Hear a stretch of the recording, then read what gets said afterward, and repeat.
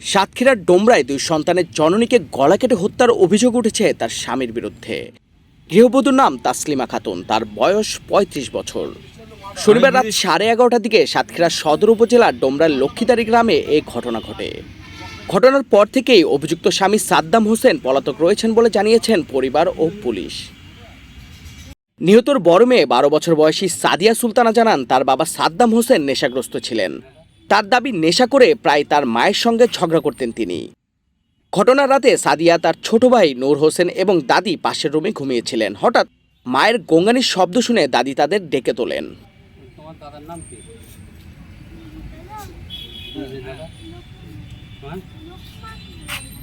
এরপর তারা দ্রুত তাসলিমা খাতুনের রুমে গেলে সেখানে মায়ের রক্তাক্ত মরদেহ পড়ে থাকতে দেখেন। পরিবারের সদস্যরা জানান, ঘরের ভেতরে চারদিকে রক্তে ছড়িয়েছিল।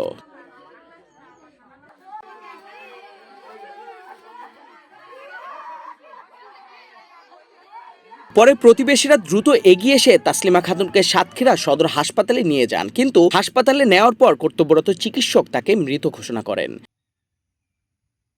নিহত গৃহবধূর বাবা নুরুজ্জামান অভিযোগ করেন, বিয়ের পর থেকেই তার মেয়ের উপর শারীরিক নির্যাতন করতেন জামাই সাদ্দাম হোসেন।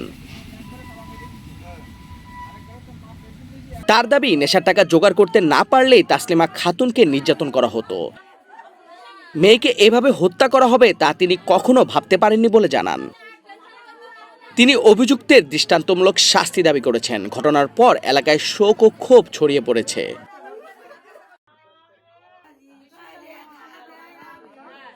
দুই শিশুর মায়ের এমন মৃত্যুতে স্বজন ও প্রতিবেশীদের মধ্যে নেমে এসেছে শোকের ছায়া।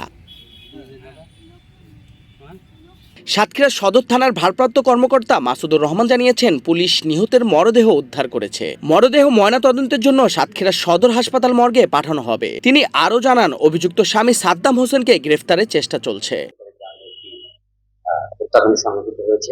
প্রাথমিকভাবে আমরা যেটা জানতে পেরেছি, এটা তার স্বামী, যার নাম হচ্ছে সাদ্দাম। সে তার নানা বাড়িতে থাকতো এবং তার স্ত্রী সপরিবার নিয়ে ওই বাড়িতে থাকতো। এখানে সাদ্দাম, প্রাথমিকভাবে আমরা জানতে পেরেছি, সাদ্দাম তার স্ত্রীকে ধারালো কোনো অস্ত্র দ্বারা গলা কেটে জবাই করে হত্যা করেছে। তো প্রাথমিকভাবে আমরা এই পর্যন্ত তথ্য পেয়েছি এবং ভিকটিমের নাম হচ্ছে তাসলিমা খাতুন, বয়স হচ্ছে 35 এবং সে 4 মাসের অন্তঃসত্ত্বা ছিল। এবং আমরা আরো জানতে পেরেছি, ভিকটিমের একটা মেয়ে আছে 13 বছর এবং একটা ছেলে আছে 9 বছরের। তো আপনারা জানেন যে লক্ষ্মীবাড়ি এলাকাতে একেবারে সীমান্তবর্তী এলাকা, একেবারে জিরো পয়েন্টে বলা চলে।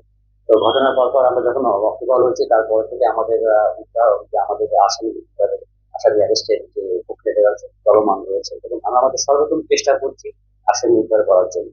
পারিবারিক নির্যাতন, নেশা এবং দীর্ঘদিনের অশান্তির অভিযোগের মধ্যেই তাসলিমা খাতুনের মৃত্যু এখন সাতক্ষীরায় বড় আলোচনার বিষয় হয়ে উঠেছে। পুলিশের তদন্তেই পরিষ্কার হবে কিভাবে এবং কেন এই হত্যাকাণ্ড ঘটল।